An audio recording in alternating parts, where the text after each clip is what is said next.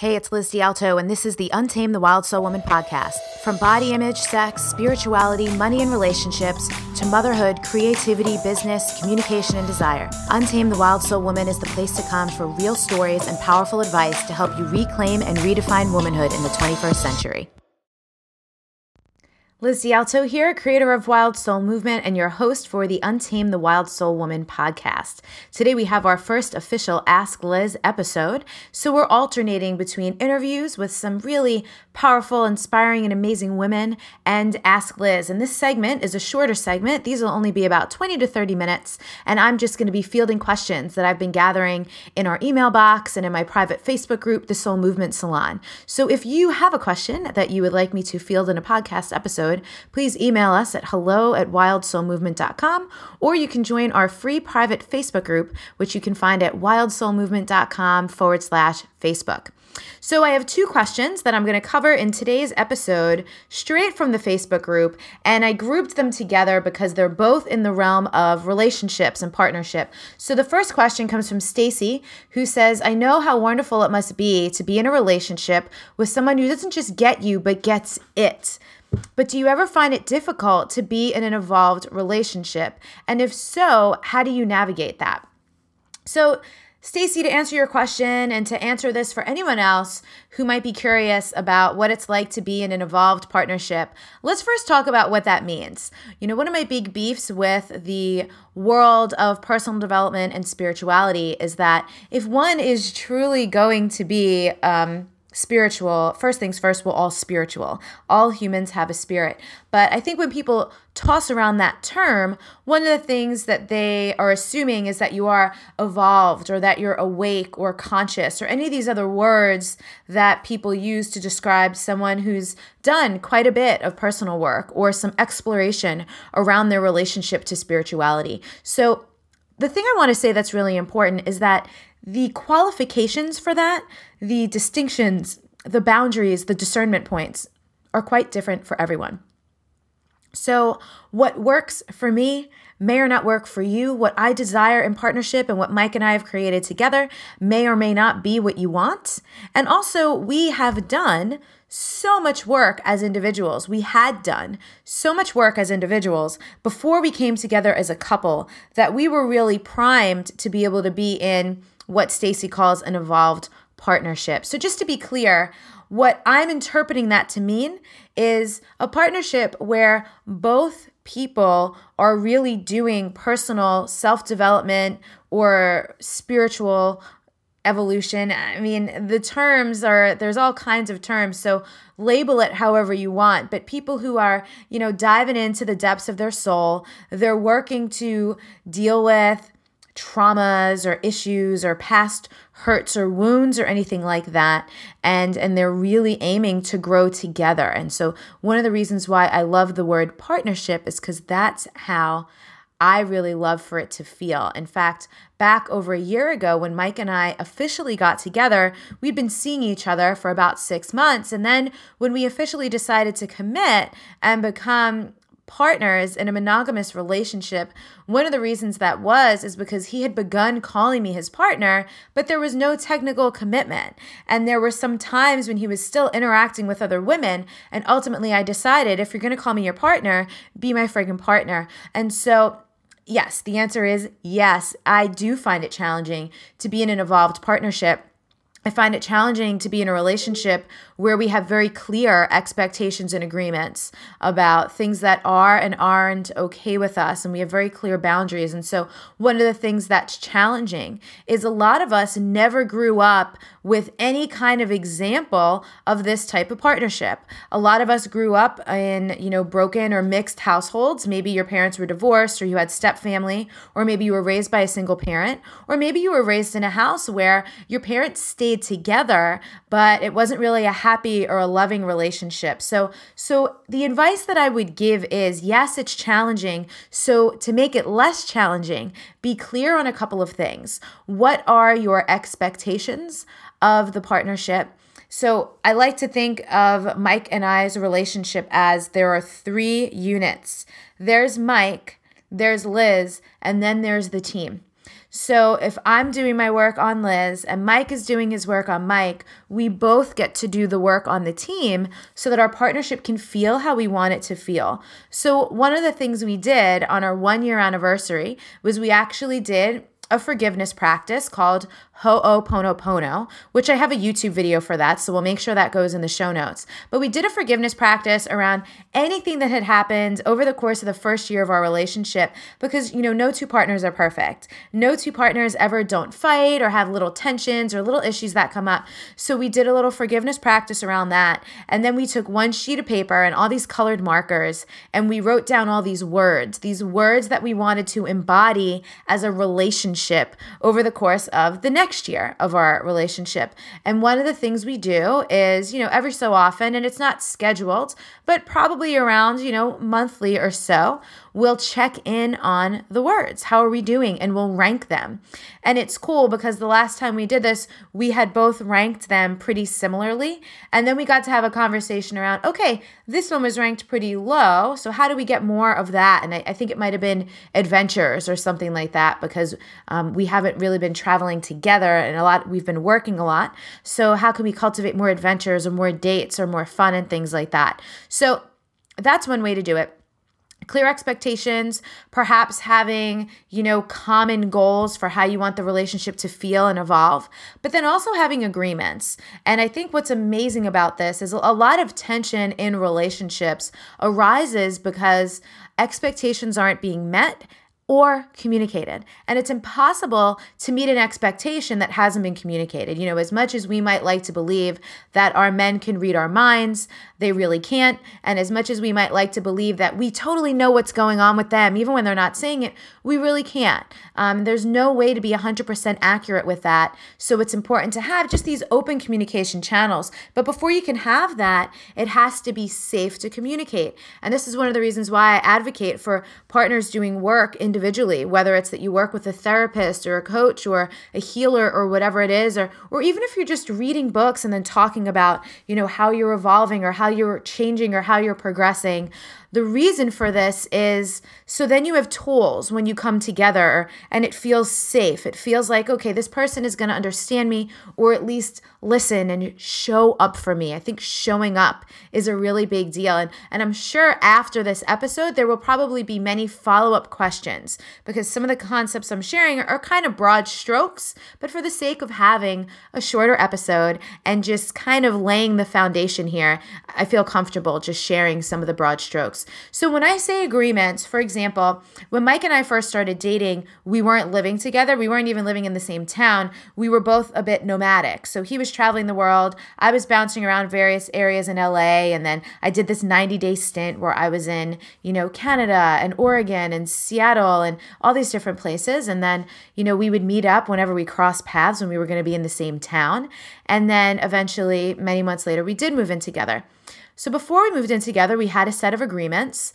And if you want to know more about that, I'll also include in the show notes a link to an interview Mike and I did a couple months ago where we talk more specifically about expectations and agreements and how to set those up. So we had agreements. And then once we moved in together, we adjusted our agreements a little bit. And then when our 1-year anniversary came around, we revisited our agreements because the original agreements we had set mostly when we were still traveling and when we weren't living together, and just so many things had changed for us personally and professionally as individuals and as a couple. So we just wanted to make sure that we're still on the same page.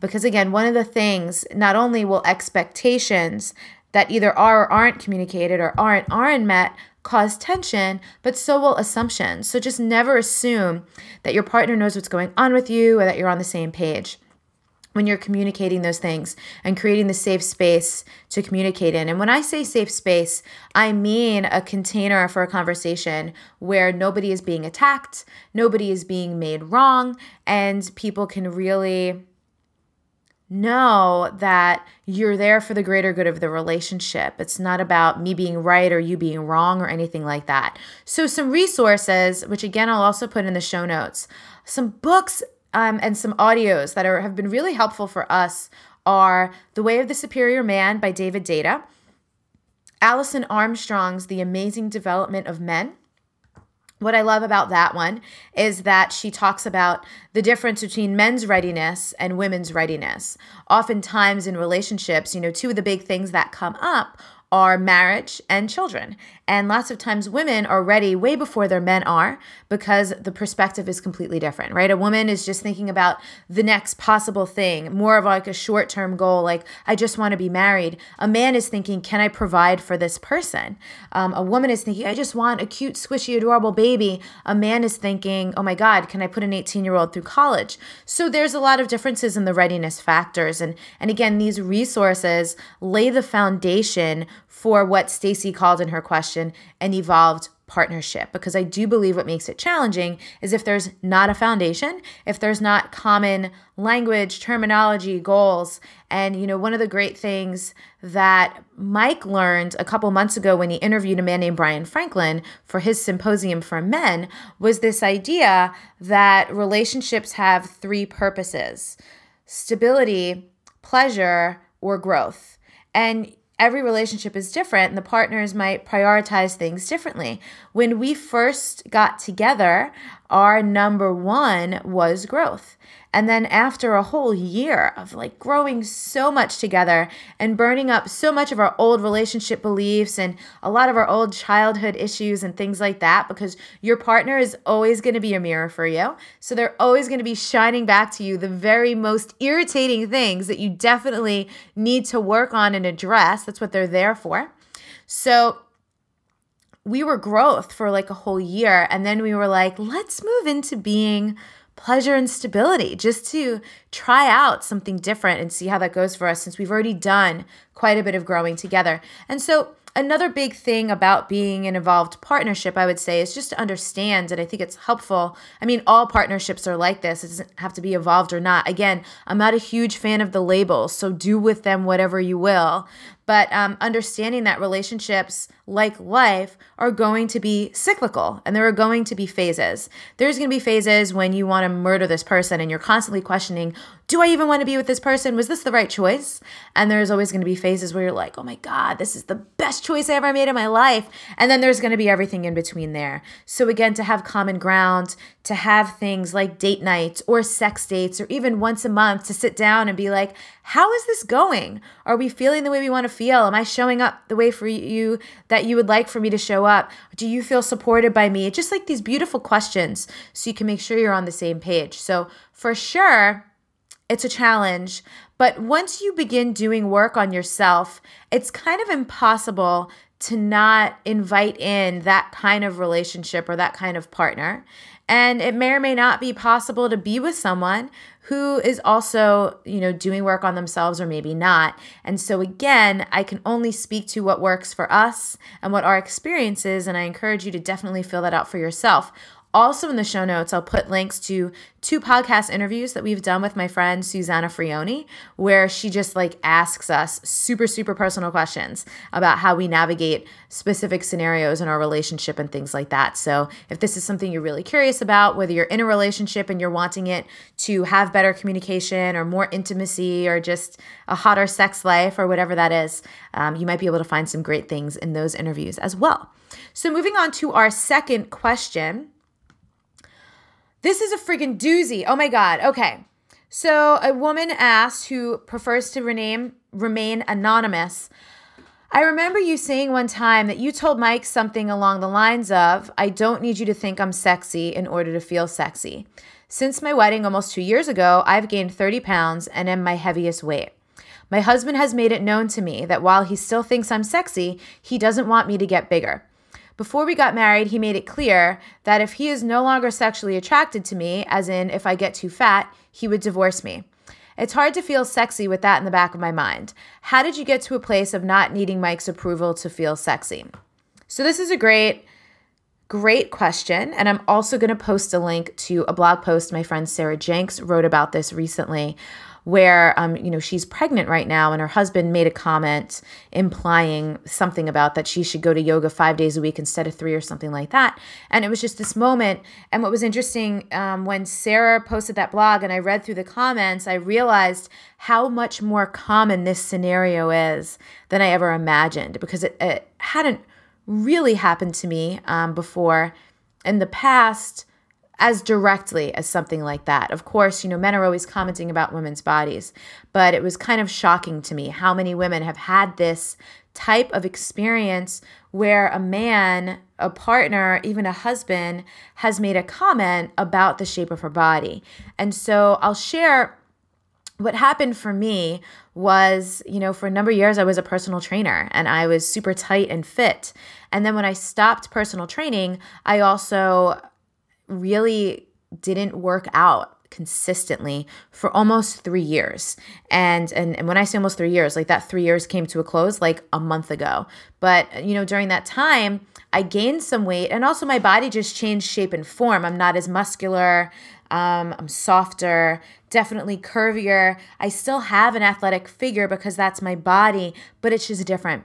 And for the first time ever, I've had the experience of being out of shape. And I literally mean out of shape in many different ways. Cardiovascularly, endurance-wise, my strength isn't where it used to be. My balance isn't where it used to be.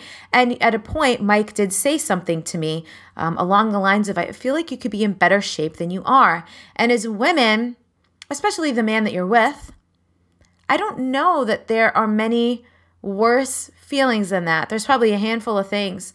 But for me, I'm not one who's ever really needed approval from the masses, but the people closest to me, I do care what they think. And especially my partner, of course, I want him to feel like I'm attractive and sexy or, whatever. So it was really hard. So to answer your question, first things first, I had to let myself feel that my feelings were hurt and let that run its course, which for me did take a matter of several months. Like it came up a couple times and I had to work my way through it. But then a really beautiful thing happened. So many times during that time when I was kind of healing and processing and dealing with that conversation, I stood in front of the mirror without my clothes on. Maybe it was after the shower or maybe it was while I was changing or something like that. And I looked at my body and I just love her so much. Doing Wild Soul Movement and creating this business around helping women inhabit their bodies differently, really embodying who they are, what's true for them, connecting to their intuition through their senses and their true nature, has also helped me to super respect and honor and fall in love with my body. So the answer really is it's an inside job. And I know that feeling of even the most great I ever felt around it. There were still moments when I would feel like self-conscious and, oh, is he looking at me? Oh, is that a good angle? Oh, is he thinking I'm fat? And I just had to, very much in the style of Wild Soul Movement, come up with a couple of mantras, which are, pattern interrupting phrases, thought pattern interrupting phrases to help myself get back in my body. Because, this is what Wild Soul Movement is all about, getting out of your head and into your body. Critical thoughts or memories of what someone has said, dread, fear, worry, that stuff for the most part happens in the mind. So to be in your body and to feel through, well, what's actually true? How do I feel in my body? Do I want to move more? Have I been nourishing myself? Can I be eating better foods? For me, the biggest thing was, and I was stubborn about this, not being willing to change anything until I wanted to do it for me. And even if you're married and even if you're in a committed partnership, it's super important that choices you make for your body, emphasis on your, are for you. Not to please someone else, not to get anyone else's approval, because when we do things for other people's approval, often that blows up in our face. So one of the ways that I really got through this was just really, really appreciating my body for who she is, what she communicates with me, all of the wisdom that's in there through doing Wild Soul Movement, because that's just an intimate time to commune with my body, to move my body slowly, to feel my senses, to stretch and to dance and to put my hands on my body and to really, really, really practice actively loving myself, not just journaling about it, not just proclaiming it, but the act of loving myself through nourishing myself. And the thing is this, everything is a reflection. So more than likely, when we're hearing this type of criticism from our partners, whether that's a man or not a man, some of you, this probably works in relationships with women as well. anyone that's going to be criticizing you is really, it's not about you. It's always about them. It's always their stuff. No one says mean things to other people or sets ultimatums for other people that aren't in some way a reflection of how they want to feel about themselves. And that's often sometimes how people feel like they get control by trying to control or enforce a rule or an expectation or something on another. But it's really important that these people be looking at, what's going on in your own yard.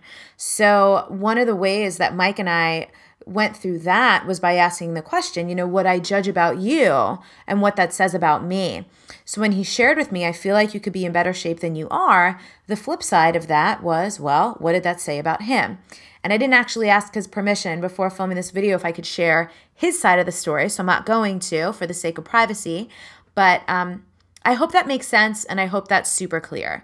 Your relationship to your body, of course, might be influenced by something mean or even something lovely that someone else says. We're going to feel on both ends. If someone says, oh my God, you look amazing, or, oh man, did you lose weight? We're going to feel good. And if someone says, oh, did you put on a couple pounds, or, don't gain too much weight, or I might have to divorce you, we might take these things personally. So it's our work to be sure that no one loves us more than we love ourselves, that we're not placing our power or our love or our self-worth outside of ourselves or in the hands of somebody else's approval or opinion. Great resource for that is Byron Katie's I Need Your Love, Is It True? And so anything that you could do to be in a better relationship with your own body is actually going to help you feel like you don't need his approval. And in fact, there's an energy to that. I was sharing with Mike the other day, it's incredible that I weigh more than I've ever weighed, and I get more amazing, really deep and beautiful compliments from people about being radiant or about how good it feels to be around me or about glowing or about feeling like such a grounded and powerful woman. And it's a total reflection of how I treat my own body and how I relate to myself. So that was our first Ask Liz episode. Again, if you would like to submit a question, you could email us at hello@wildsoulmovement.com, or you can join the Facebook group at wildsoulmovement.com/Facebook. That's a free private group, just a safe space for conversation, to continue the conversations that we might start in these types of episodes, or if you have questions or anything like that, to just connect with some Wild Soul sisters all over the world. And who knows, you might even have some in your very own town. If you are a woman listening to these episodes and you're wondering, God, this all sounds so great. How do I implement this? How do I integrate this into my own life? I have a couple things that might help you with that. So if you're curious, if you're wanting to know if or how I might be able to help you implement these things in your own life, more specifically to what's going on for you, you can also go ahead and email us at hello@wildsoulmovement.com and let us know, put in the subject line of your email, help me implement, or I want to integrate, or something like that, and we can set up a conversation. So thank you so, so much for listening. We will see you in the next episode, and that's it. Remember, everything you've ever needed has always been inside of you. That is one of the core tenets of Wild Soul Movement. That is why we do this podcast, why I answer your questions, why I bring you powerful and inspiring women so that you can see yourself in their stories and you can take their advice and you can just decide what is yours and what is not, what beliefs are serving you and what aren't, and how can you really reclaim and redefine your womanhood here in the 21st century. Here's a rule of thumb. I'll give this one to you. After you've been offering your giving, do you walk away feeling full and whole? If you walk away feeling like you're wounded, leaking, exhausted, you walk away feeling exhausted, that means either you've given what you didn't have to give, or they've taken it and they're already using it against you energetically.